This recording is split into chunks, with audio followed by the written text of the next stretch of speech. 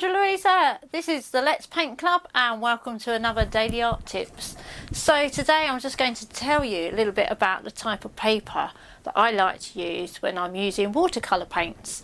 So you can actually do all sorts of things. You can even stretch your own paper. So by that I mean that you could use standard cartridge paper and you can soak that in water and then stretch that on a board. That's a whole nother issue, and I do already have a film on that here on YouTube, so I'll drop the link in the comments below if I get a chance to do that, so you can see that all about stretching paper. But watercolour paper in particular, there's 3 different types that I like to use, and the main one that I'm using at the moment is, this is a plug by the SAA, Society of All Artists, and which is what they were called formerly, but the SAA, they make a practice paper which is £140, that's 300 GSM, and you can buy it in their pads or you can get it in loose blocks.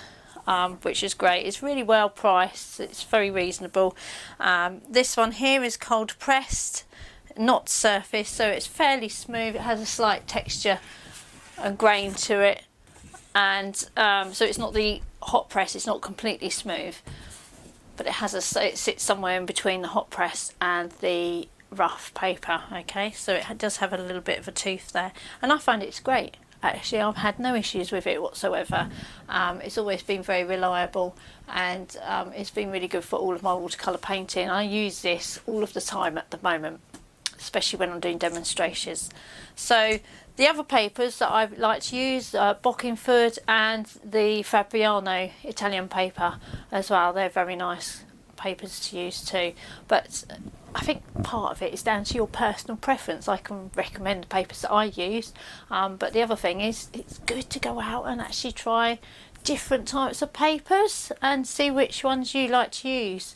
So you might like a particular manufacturer, or you might like something that's very smooth, or you might prefer paper that's very rough. The smoother papers are ideal if you're working very detail, and the rough papers are if you want to be a bit more expressive. Okay, so that's something to bear in mind. You don't, if you're working towards doing botanical painting, for example, you wouldn't want to work on rough paper because it makes it a bit harder to get that fine detail. So that's the papers I like to use, and as I say, I will see if I can drop a link in the comments below so that you could check out the film all about stretching your very own paper, which enables you to use standard cartridge paper, even printer paper to paint on as well. So it's quite an interesting one to see. So thanks for joining me today. Have fun and have a go at different surfaces.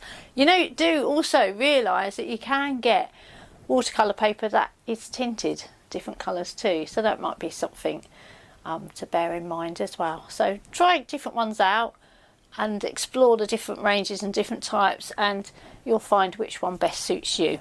Okay, take care, have a good day. Do please subscribe, follow, like and share. As per usual, I'm always grateful for that, and it helps get the word out there.